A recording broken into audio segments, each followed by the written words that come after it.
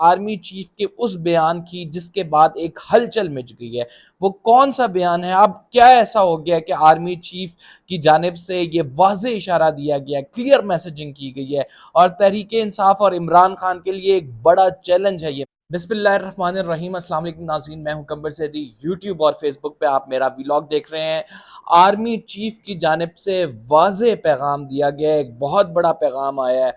किसके लिए आया है और वो तसव्वुर ये किया जा रहा है कि तहरीक इंसाफ के लिए आया है। क्या पैगाम आया? आर्मी चीफ आज जो है वो कैडेट अकेडमी में, काकूल अकेडमी में जो है खिताब कर रहे थे, उनकी पासिंग आउट परेड थी। उस खिताब के दौरान जो साइलेंट मैसेजिंग की गई है तहरीक इंसाफ के लिए, वो आपको बताएंगे। इसके साथ इस व्लॉग में ये भी डिस्कस करेंगे कि जो इंटेलिजेंस एजेंसीज की जानिब से लॉन्ग मार्च की डेट बताई गई है राना सनाउल्लाह को, वो कौन सी है, और साथ में पीटीआई के गिरफ्तारियों के हवाले से भी मैं जिक्र करूंगा। आपको पता है कि पीटीआई की गिरफ्तारियां लीडरान की वो मुतवक्के हैं। कौन कौन से लीडर गिरफ्तार हो सकते हैं, क्या इमरान खान साहब को हाउस अरेस्ट किया जा सकता है, ये तमाम चीज़ें इस व्लॉग में मैं डिस्कस करने वाला हूं। अगर आपने मेरे चैनल को सब्सक्राइब नहीं किया तो सब्सक्राइब कर लें ताकि आप तक टाइमली इंफॉर्मेशन पहुंचती रहे।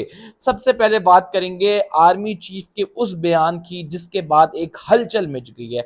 वो कौन सा बयान है? अब क्या ऐसा हो गया कि आर्मी चीफ की जानिब से ये वाज़ेह इशारा दिया गया, क्लियर मैसेजिंग की गई है और तहरीक इंसाफ और इमरान खान के लिए एक बड़ा चैलेंज है ये मैसेजिंग।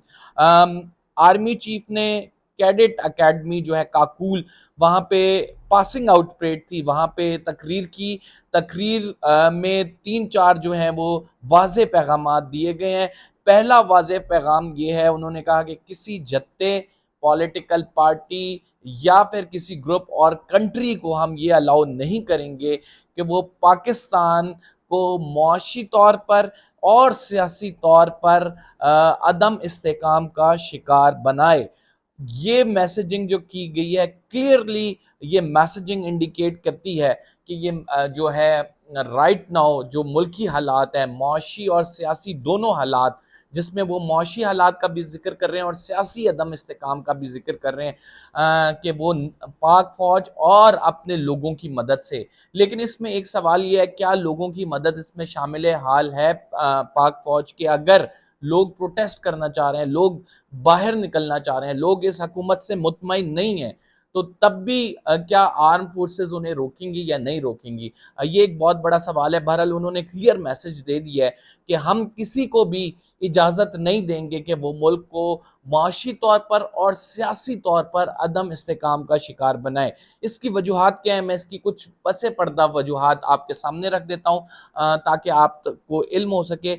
आर्मी चीफ साहब जो है जनरल कमर जावेद बाजवा, उन्होंने वाशिंगटन में जो एक मीटिंग की उसमें उसके बाद आके वापस एक क्लियर पैगाम दिया। क्लियर पैगाम क्या दिया? जब उनका ज़ोहराना था वाशिंगटन में, जो पाकिस्तान एम्बेसी है, उसमें उन्होंने कहा कि देखिए मैं तो एक्सटेंशन नहीं लेने जा रहा, और दूसरा जो है मुआशी इस्तेकाम मुल्क के लिए बहुत ज़रूरी है और मुआशी इस्तेकाम जुड़ा है आपके सियासी इस्तेकाम से। इससे पहले एनएमडब्ल्यू की जब मीटिंग थी तो army chief general Qamar Javed Bajwa कह चुके हैं कि हमें सियासी इस्तेकाम की जानिब जाना चाहिए, और सियासी इस्तेकाम तभी मुमकिन है कब जब ये अपने फैसले आपस में मिल बैठ के करें। उनको इमरान खान साहब से सबसे बड़ा शिकवा ये था कि इमरान खान साहब दूसरी पार्टियों के लीडरान से हाथ मिलाने को तैयार नहीं है। इमरान खान साहब ना जरदारी साहब के साथ बैठने को तैयार है, ना शहबाज शरीफ के।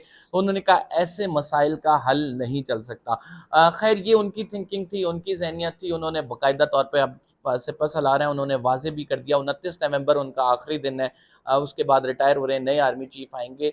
लेकिन जो पाक फौज की जानिब से मैसेजिंग की गई है, जो इदारे की पॉलिसी नज़र आ रही है, वो क्लियर है और वो वाजे इस तरह से है कि तहरीक इंसाफ का जो लॉन्ग मार्च आ रहा है, जो तहरीक इंसाफ का जो आप वो कह रहे हैं पूरे मुल्क को चोक कर देंगे, हम हर तरफ से निकलेंगे, इमरान खान साहब ये जो मैसेज दे रहे हैं इसके अगेंस्ट है, और वो कह रहे हैं कि हम मुआशी और सियासी अदम इस्तेकाम नहीं होने देंगे। बात करते हैं, आगे चलते हैं। इंटेलिजेंस एजेंसीज की जानिब से रिपोर्ट दी गई है, वो रिपोर्ट राना सनाउल्लाह को दी गई है। उस रिपोर्ट में ये लिखा है कि 12 से लेकर 19 अक्टूबर तक जो खदशा है कि इमरान खान साहब लॉन्ग मार्च करेंगे।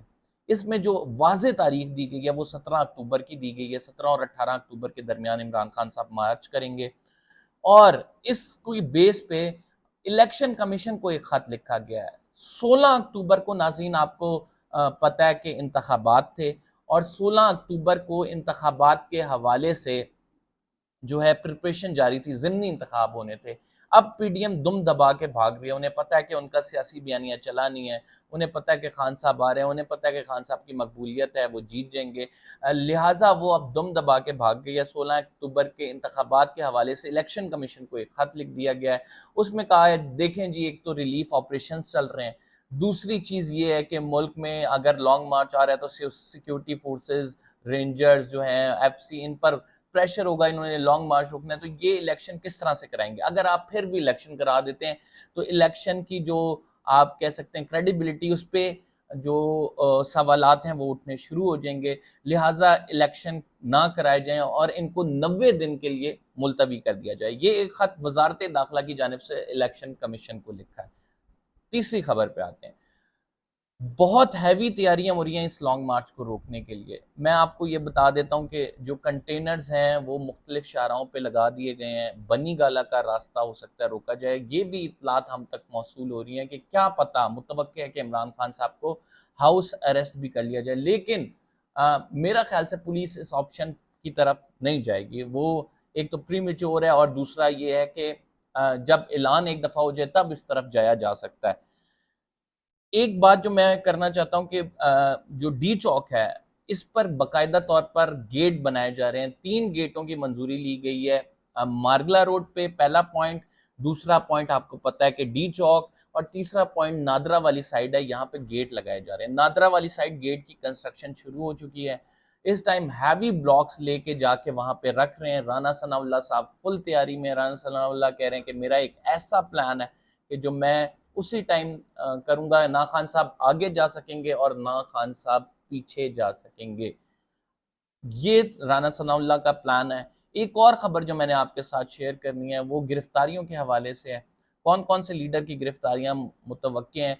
जो टॉप टियर है, जिसमें फवाद चौधरी शामिल हैं, जिसमें अली मोहम्मद खान शामिल हैं, जिसमें शीरीन मज़ारी शामिल हैं, जिसमें जो है उमर सरफराज चीमा शामिल हैं, फैसल जावेद शामिल हैं, जुल्फी बुखारी भी शामिल हैं। इनको ऑलरेडी जो है ना, आप कह सकते हैं ये राइट नाउ हिट लिस्ट पे इस वजह से हैं बिकॉज लोगों को, एजेंसियों को और वो लोग जो मुंसलिक हैं इस तमाम अमल में, FIA रोकने की जो है वो भरपूर उन्हें कोशिश की जा रही है। इन लोगों को किस तरह से की जा रही है आपको पता है। सेनेटर सैफुल्लाह को हरासा किया जा रहा है और FIA को इस हवाले से FIA की दरख्वास्त जो थी उस पर एक पेटिशन दायर की गई है इस्लामाबाद हाई कोर्ट में और कहा गया कि FIA को तहकीकात करने से, हरासा करने से रोके।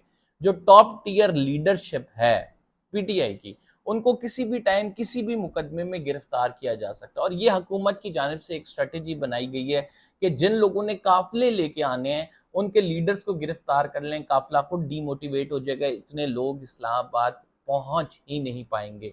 ये बाकायदा तौर पे एक स्ट्रेटेजिक प्लान किया गया है राना सनाउल्लाह की जानिब से। देखते हैं इसकी इम्प्लीमेंटेशन कैसे होती है, किस तरह से ये आगे बढ़ता है। अलबत्ता जो खान साहब के लिए एक बड़ा चैलेंज है कि इतने लोगों को निकालना, इस लॉन्ग मार्च को कामयाब बनाना, और ये आखिरी कार्ड है जो कि प्ले किया जा रहा है। हम तक ये इतलात थी, कुछ मजीद इतलात आएंगी तो ज़रूर आपके साथ शेयर करेंगे। फिलहाल कंबर ज़दी को इजाज़त दीजिए। अल्लाह हाफ़िज़।